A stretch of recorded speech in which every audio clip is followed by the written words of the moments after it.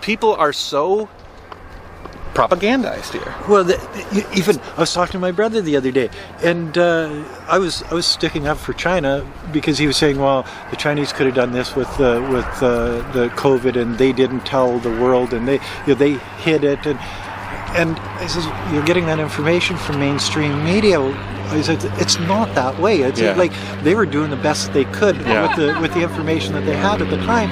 If that would have happened anywhere else in the world, it would have been way worse. He basically hung up on me because he didn't want to believe it doesn't work with it doesn't fit inside his worldview. Well, he's been told over and over and over again that this is the way it is. Yeah. So that disinformation and it comes from the highest levels of government. Yeah. That's the disturbing part about it, is the highest levels of government are lying to their people so that their people will think it's okay if whenever they have to go to war, they can. Yeah. If they go to war with China, or they go to war with Russia, they go to war because those guys are bad, and the people will say, yeah, they're bad, so let's because that's what they've been taught. They don't know any better.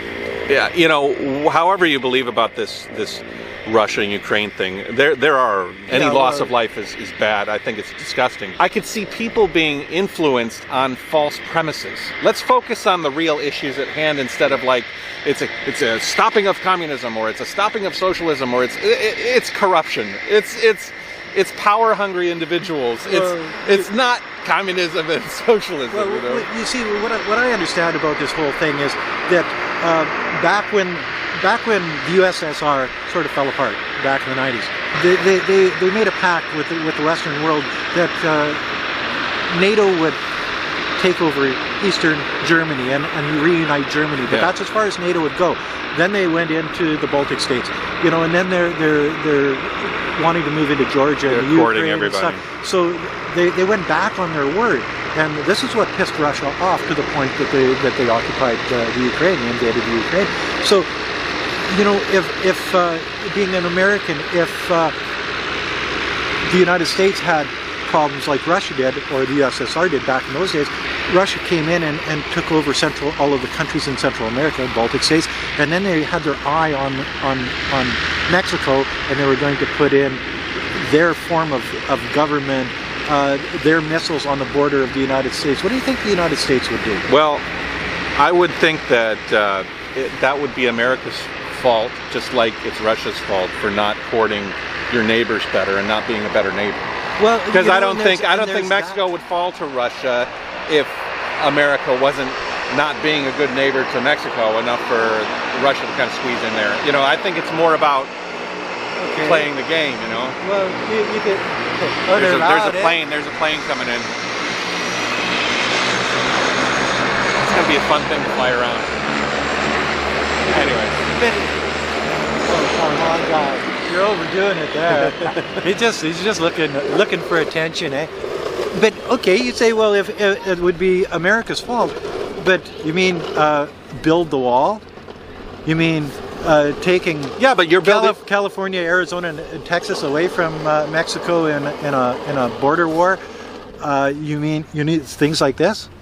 Well, certainly there have been things in the past that have happened that, like this whole.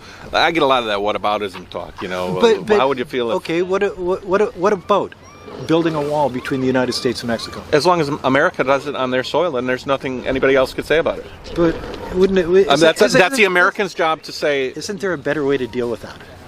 Yeah, but it's America's job to deal with it. Okay, you know what I mean? That's the difference between Americans and Cubans. Like, we would never build a wall. Well, I would not want Americans to. I don't approve of that wall at all. But if we chose to build it collectively, or if the government decided to build it, then it's up to us as Americans to say no, we shouldn't do that. That's what I'm saying. I'm not saying I approve of the wall. To keep those. What did Trump call them? Rapists, murderers.